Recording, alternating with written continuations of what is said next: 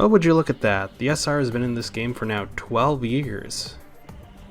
So I guess it's time to bring back this series.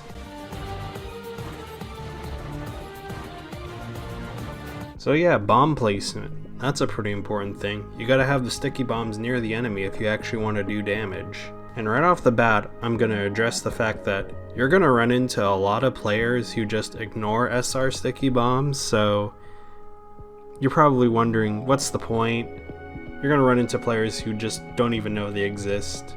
But you're also gonna run into players who know that they exist. And it's important to know certain ways you can make things a little bit harder on the opponent. Also, it's way more satisfying to get picks with the SR after you put them in a bunch of spots that make it harder for the enemy team to see. You basically gave them this false sense of security that they could just walk in, and now they're dead. Bomb placement might not feel like a very big deal if you're in a pub with a bunch of just unaware players, but it's a nice thing to have in case you run into those smarter players. So, for some people who use the SR for some time, this is probably going to be an obvious thing to say, but this is more directed towards people who are just starting off or really want to get going with the SR. A very easy starting point is just start sticky trapping the ceiling or just on top of doorways. There are a lot of players who will look down and maybe look to their sides, but a lot of them forget to look up.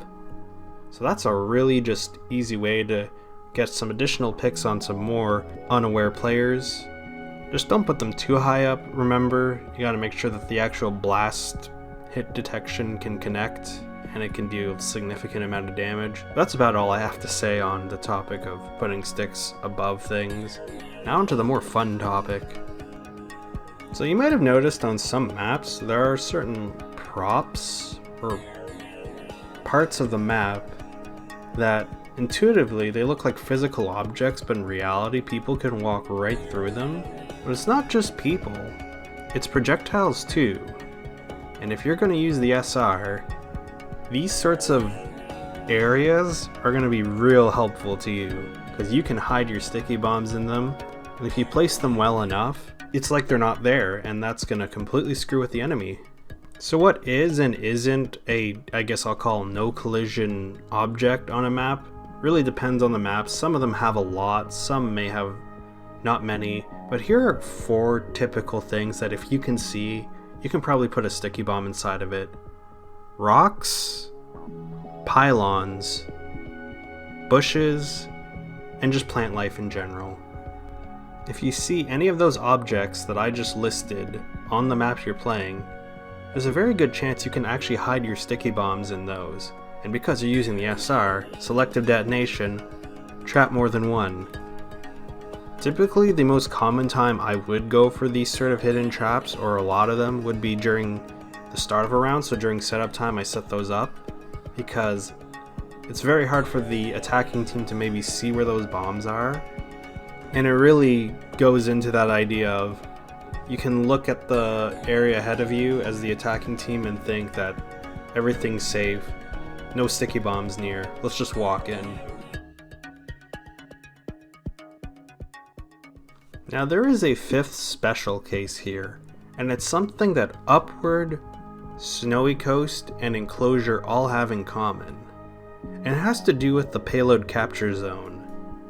For some reason, just those 3 maps in the current Valve matchmaking casual rotation map pool thing, the actual capture zone for the payload is no collision, so you can actually hide sticky bombs inside of it. This is a pretty good spot to utilize if you just want to set one last trap in an area before you leave. As they're about to cap, you can usually get a pick or 2 if you time it right. People don't really expect it. Keep in mind, depending on where the capture zone is and where your team is positioned, blast damage from the enemy team may unintentionally knock those sticky bombs away, as I've noticed from time to time can occur. So just be aware of that. But overall, I'd say if you're on those 3 maps and you have an opportunity to set that up, knowing that your team's probably going to have to give up this point eventually, it's a great way of maybe just giving the enemy team a little jump scare after they cap. And the great thing when you're using the SR is you can work on setting up your traps for the next point and still have that one active, so while you're in the middle of setting up for the next point, just quickly dead over there, and maybe you'll get some picks. I guess just to summarize overall, while yes, you're going to run into a lot of people who are just not aware of sticky traps on the field, in the pub especially, it's good to come up with a few secret spots to hide your sticky bombs in. It's just another tool or option in your arsenal of options to best utilize the SR. Try and work it with also, sticky trapping health packs, your typical objectives, trapping shutter doors, trapping sentry guns. It really depends on the situation, but it just gives you another option of how you can best utilize your sticky bombs.